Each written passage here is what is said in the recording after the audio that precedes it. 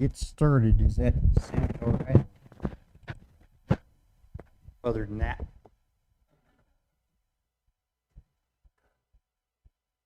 Well, I really appreciated the video that was put up there this morning. It always is interesting and so cool to see how God orchestrates Sunday morning service. He changed up my message on me about 3 days ago, and I ended up going with something completely different than what I was studying for, and it kind of suits that video a lot better this way. So that was really, really cool for me to see. But it's sad. A sad thing to me is how my generation is forgetting Memorial Day, and it's becoming a day of forgetfulness instead of a day of remembrance. But did you know that Memorial Day was started in a small way in 1858? It started a couple of years after the Civil War ended, and it was started to remember those that died on both sides in the Civil War. It's funny how we are now having people tearing down Confederate statues and seeking to have us forget some of those that died in that conflict. Well, after World War I, it gained more popularity and became a way to remember all soldiers of the U.S. in a way of remembering their sacrifice. And it was made a national day in 1971 to remember what it costs to keep what we've been given. It's good to remember where we've been to better know where we're headed. Keep on track for where we're headed. As we consider these heroes' lives, and especially that young man in the video who lost his life serving his country in World War II, can't help but think that, well, we hold them in honor. Why is that? It was partly for their service, partly for the commitment to the cause that they had, cause it being keeping their country free, and we benefit from that. But also their good finish. They stayed true to the end. They stayed loyal-hearted to their cause. You can't help but look at that and think to yourself, I want my life to have that meaning in a similar way. To finish loyal-hearted. If you think about it, we tend to look for a good finish in a variety of books,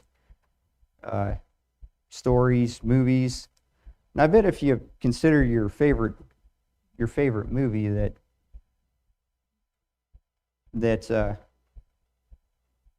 well, if you sit down and watch it and you finish watching it and you think to yourself, that was a great movie. It was good, wholesome. There was rough times in the middle. That tends to make the story more interesting. But it seemed perfect, and you felt good about the ending. You turn off the TV set and you feel satisfied. Think to yourself, that was a great movie. If you look at the records of the kings of Israel and Judah in the Bible, in Chronicles and in Kings, they kind of play out a lot like movies. There's some good, there's some bad. There's a lot of endings that are not real great, that leaves kind of a sour taste in your mouth after reading them. But there's a select few that had a good, loyal-hearted finish to them that was like a good movie. You couldn't help but agree that was great. Are you on track for a good finish before God in your life, if your life was a movie? If you're not proud of how your movie's playing out right now, I want to encourage you today. Because all believers can have a loyal-hearted finish to God. All believers can finish loyal-hearted to God. How can we finish with a loyal heart to God? Well, we can gain some insights by following along 4 acts that we can see in King Asa's life in the book of Chronicles, 2nd Chronicles. King Asa, the 3rd king of Judah. The first act that we can see in Asa's life is his commitment to holiness. His commitment to holiness. We see this in 2nd Chronicles 14, verses 2 through 4. 2nd Chronicles 14, verses 2 through 4. Pardon me while I get my spot marked here before I leave it. Now, when you think of your favorite movie, part of what makes a great movie is the commitment to the cause that the characters have. They are committed to going and accomplishing this deed or going and running this course. They are committed. They are steadfast in what they're doing. And we can see through Asa's life that he was committed as well. He was committed to holiness. Asa was committed to holiness in that he did what was good and right in the eyes of the Lord. If we read in 2nd Chronicles 14, verses 2 through 4.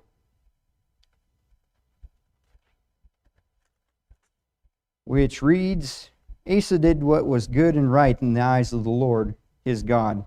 For he removed the altars of the foreign gods and the high places. He broke down the sacred pillars and cut down the wooden images. He commanded Judah to seek the Lord God of their fathers and observe the law and the commandment. So Asa did what was right in the eyes of the Lord. And he, during the time of his fathers, and a long time back, Israel's been wayward from God. They have not been serving the Lord their God. They have forgotten the Lord their God and have not been living rightly before him. And Asa's he has turned the tide at this point. He has broken down all those altars that they had built through those years and broken down the high places that they were worshiping on. But Asa did not only do what was good and right in the eyes of the Lord. It is recorded that Asa did what was right in the eyes of the Lord his God, as his father David did. Now, this is a interesting and noteworthy point about Asa's life, that he did right as did his father David. And I'll go over to 1 Kings 15:11. You don't have to turn there.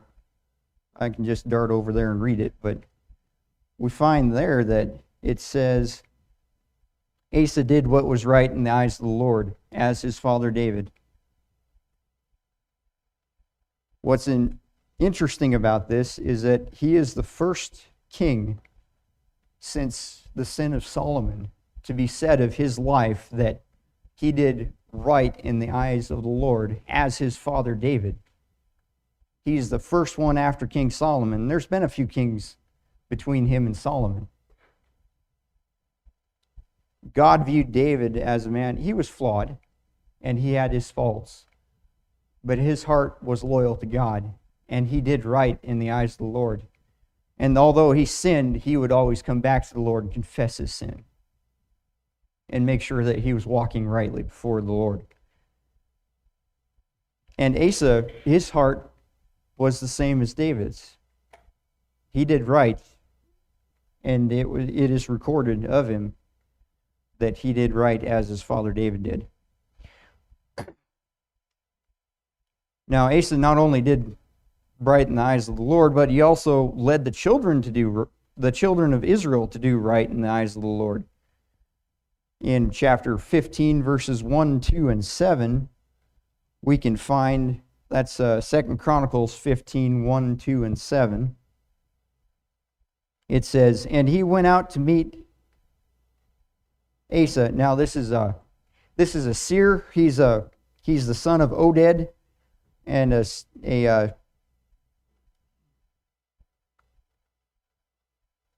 Sorry, I got lost a little bit. He's the son of Oded. He's been the Lord has laid on his heart to come and tell King Asa these words, and it says, "Now the Spirit of God came upon Azariah, the son of Oded, and he went out to meet Asa and said to him, 'Hear me, Asa, and all Judah and Benjamin. The Lord is with you while you are with him. If you seek him, he will be found by you. But if you forsake him, he will forsake you.'" And he goes on to tell Asa that for a long time Israel has been flip-flopping between God and themselves, and that he's admonishing, or rather the Lord's admonishing Asa to continue what he's doing. You're doing good. Keep on going. As in verse 7 it says, "But you be strong and do not let your hands be weak, for your work shall be rewarded." It shall be rewarded. And so King Asa led the children of Israel to do right in the eyes of the Lord. He was committed to holiness. How about you? Are you committed to holiness? Something every one of us should ask of ourselves. Am I committed to holiness? Or am I flip-flopping between God and myself, following God or following my own wants, desires, and wills? Commitment to holiness is not the only act toward a loyal-hearted finish that we can watch in Asa's life, though. Let's go ahead and watch Act 2. Complete reliance on God. Asa was loyal-hearted to God in his commitment to holiness, but also in his complete reliance on God. Now, going back to our movie,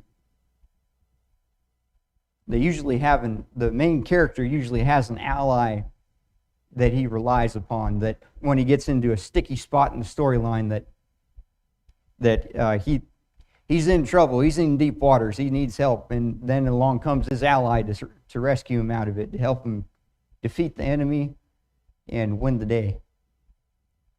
And Asa also had an ally as such, but his ally was God. He had complete reliance on God.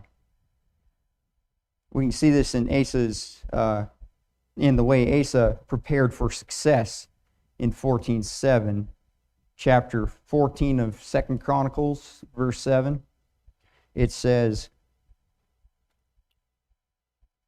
where's that?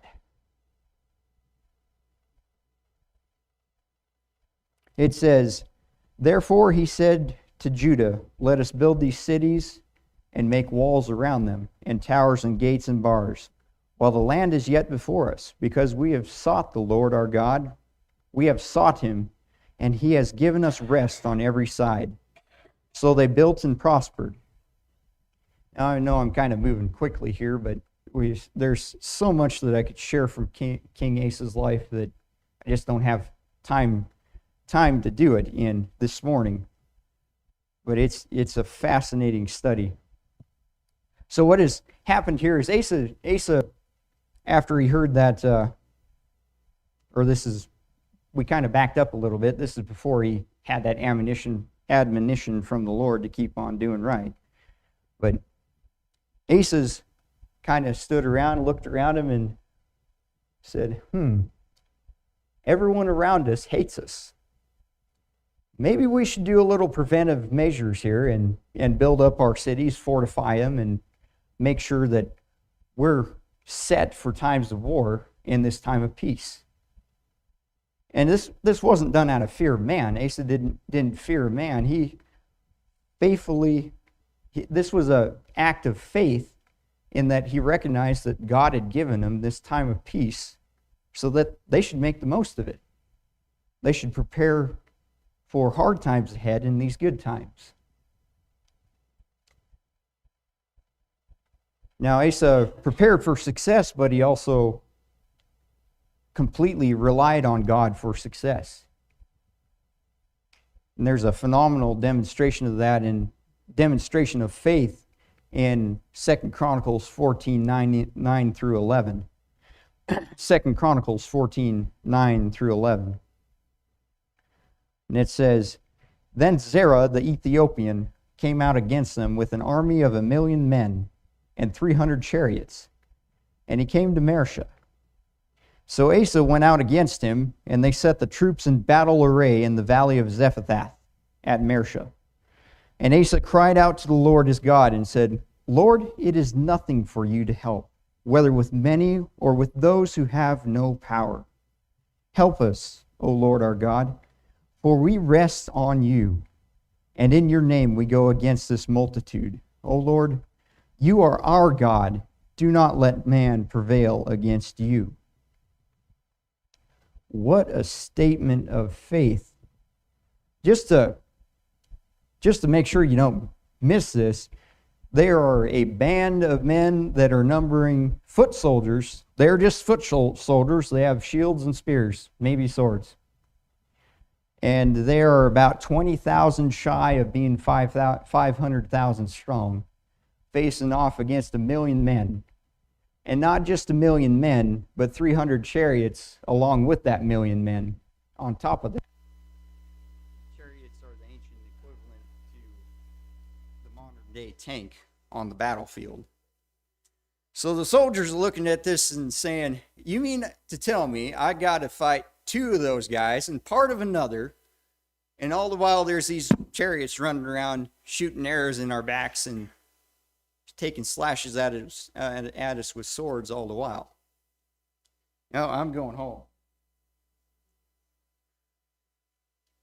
But they didn't do that.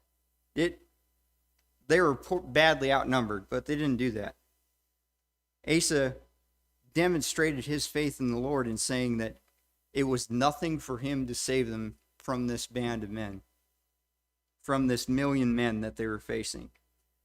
And he recognized that the battle was the Lord's, and he trusted God to save them for his own name's sake. That the name of the Lord would be exalted in this time. And they whipped this band of 1,000,000 men. We won't read about it today, but they whipped this band of men so badly that the country as a nation, the Ethiopians were about destroyed. It says they were broken. They were not an issue for many, many, many years later because they were rebuilding from what God had destroyed through the works of Asa. And even they had to recognize that God is the Lord. The Lord is God.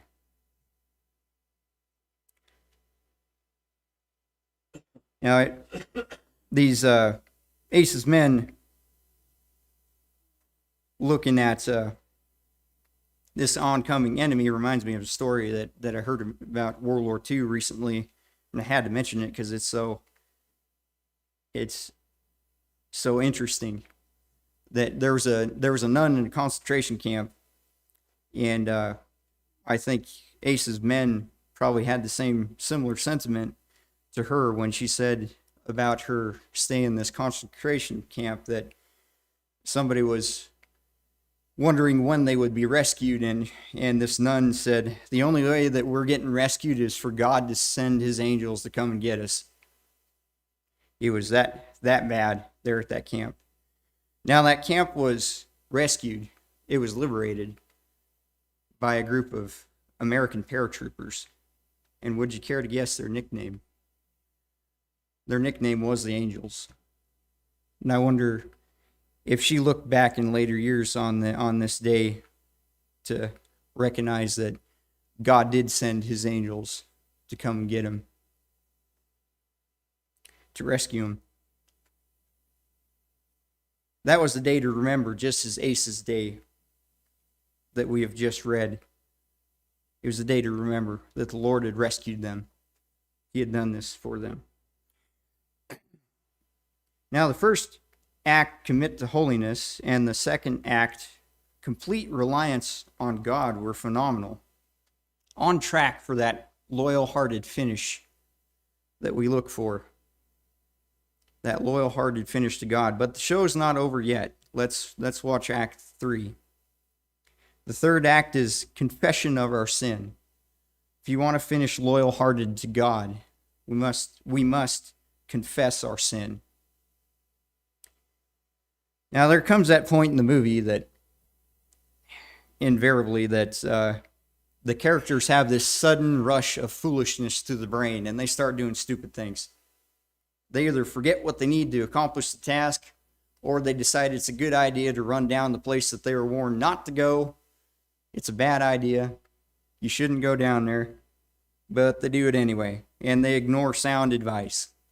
They mess up.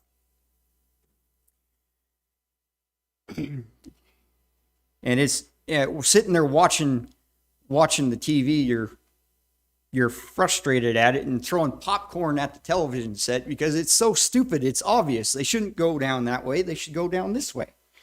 They should know that the right way to accomplish this. And yet, at the same time, I can't help but think of several times in my own life that I have done the obviously stupid thing and have been guilty of that myself. Asa is no different. King Asa was no different. He failed to check himself in chapter 16, verses 1 through 3. That's chapter 16 of 2 Chronicles, verses 1 through 3. And it tells us in the 36th year reign, in the 36th year of the reign of Asa, Baasha, king of Israel, came up against Judah and built Ramah, that he might let none go out or come in to Asa, king of Judah. Then Asa brought silver and gold from the treasuries of the house of the Lord, and of the king's house, and sent them to Ben-Hadad, king of Syria, who dwelt in Damascus, saying, "Let there be a treaty between you and me, as there was between my father and your father. See, I have sent you silver and gold. Come break your treaty with Baasha, king of Israel, so that he will withdraw from me." Now, Baasha, the king of Israel, was not, at this time, Israel and Judah were split. They were no longer friendly. Even though that they were brothers, they inherited the land together with each other in the sight of God. They were not happy with each other, and there were conflicts, and they were fighting together. And unfortunately, instead of turning to God, instead of stopping for a minute and saying, "Wait a minute, the Lord delivered me from the Ethiopians not too many years ago. I can just rely on him for saving us from Baasha, king of Israel." But no, he had a moment of foolishness, and he relied on his own strength. He took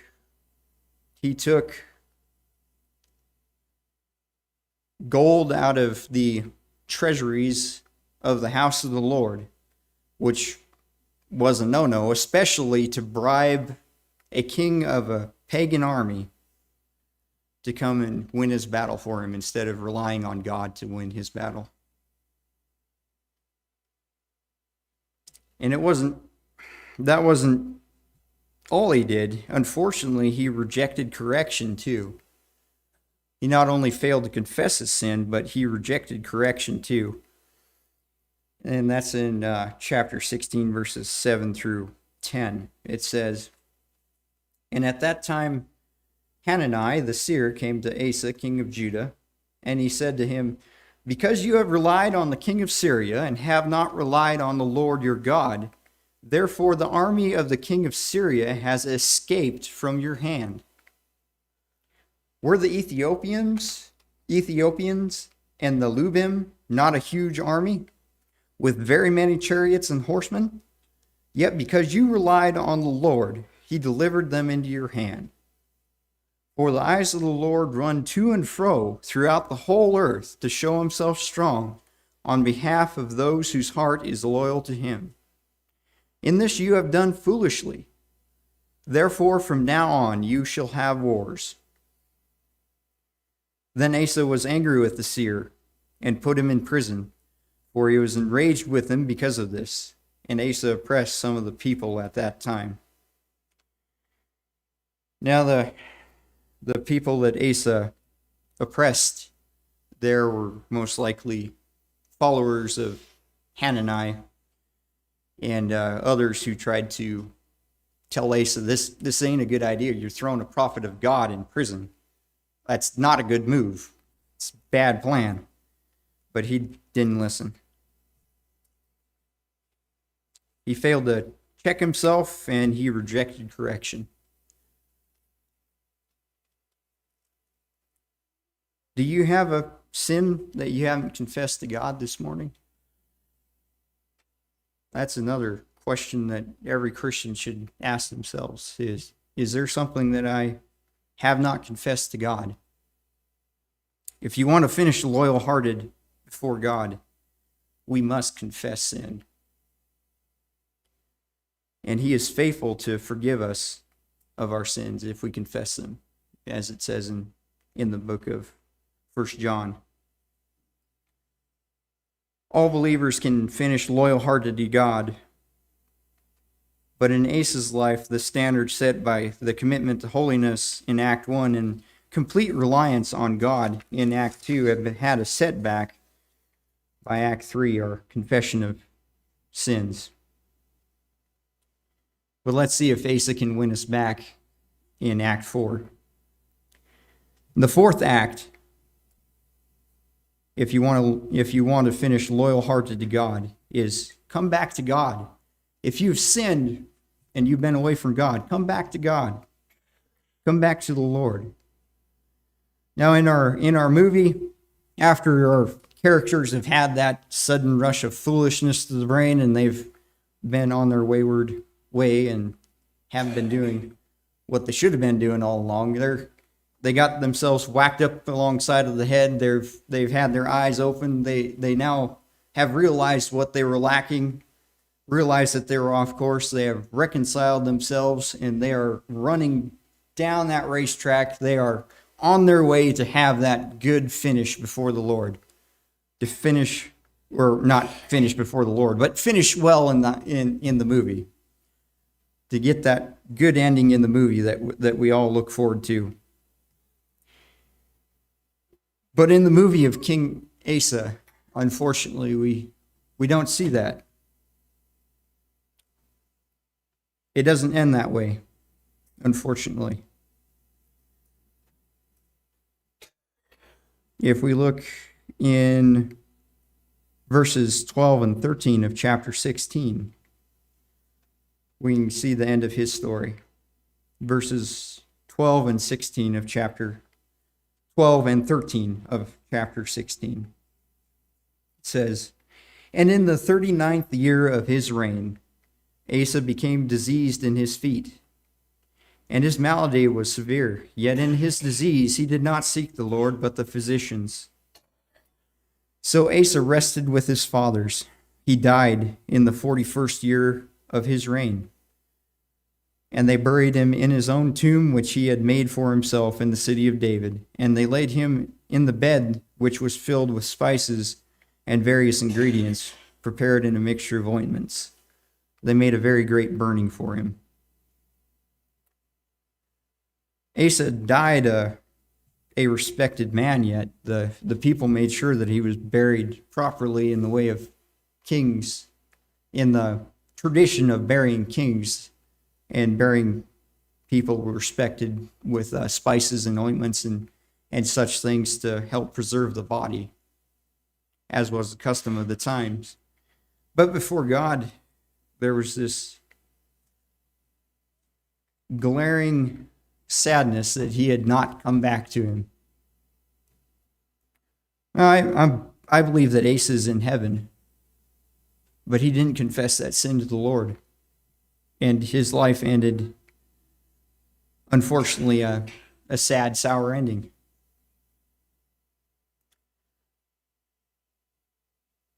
Now, if you noticed, he got diseased in his 39th year of his reign, and he died in his 41st year of his reign.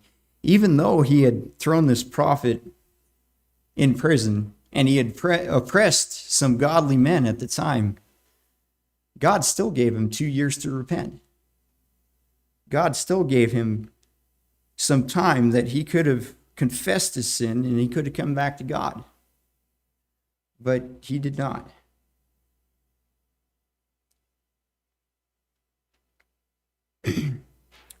With the closing of Asa's life, we've seen the good parts in Act 1, his commitment to holiness, and in Act 2, complete reliance on God.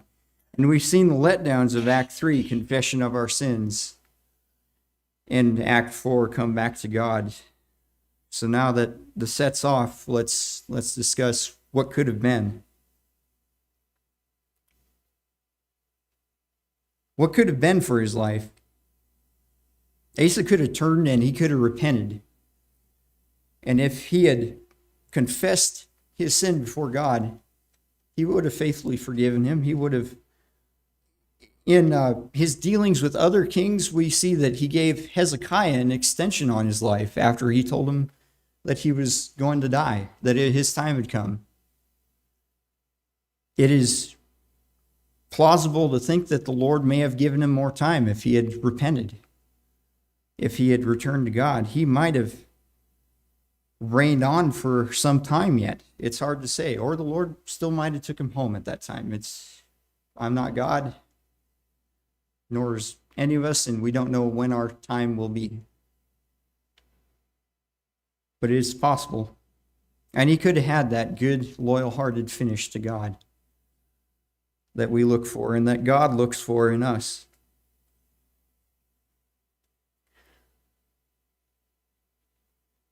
What about us? What about you? What about me? Are we on track for that loyal-hearted finish to God? What could be for us? I mean, looking at the godly men of the past, you wonder, how in the world can I have a good finish before the Lord when I am definitely less of a man than someone like Hudson Taylor or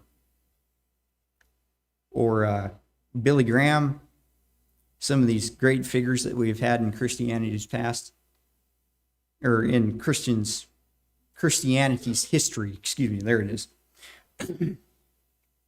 How in the world can I have a good-hearted finish before the Lord? But what could have been for Asa can still be for you, and it can still be for me. And I know this from 2 Chronicles 16:9. If we go back there and look at Hananiah's admonition, or rather his rebuke, we see a very interesting and encouraging aspect about walking with God. If we go to 2 Chronicles chapter 16, verse 9, it says, "For the eyes of the Lord run to and fro throughout the whole earth to show himself strong on behalf of those whose heart is loyal to him." Did you catch that?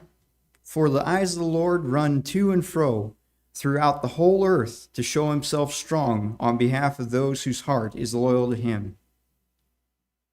God is looking for a chance to show himself strong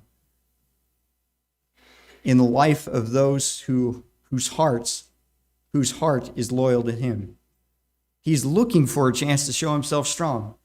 Not to exalt us. It's not us who does it, but it's the Lord working in our lives so that others can look at our life and say, there's no way he did that. But the Lord must be his God, and he must be the true God. And he did that in his life. Or he did that in her life. Every believer can finish loyal-hearted to God because God is looking for a chance to show himself faithful in their life. Like a great movie, we can have that good finish. And like our country's greatest heroes, we can be numbered among the faithful in heaven.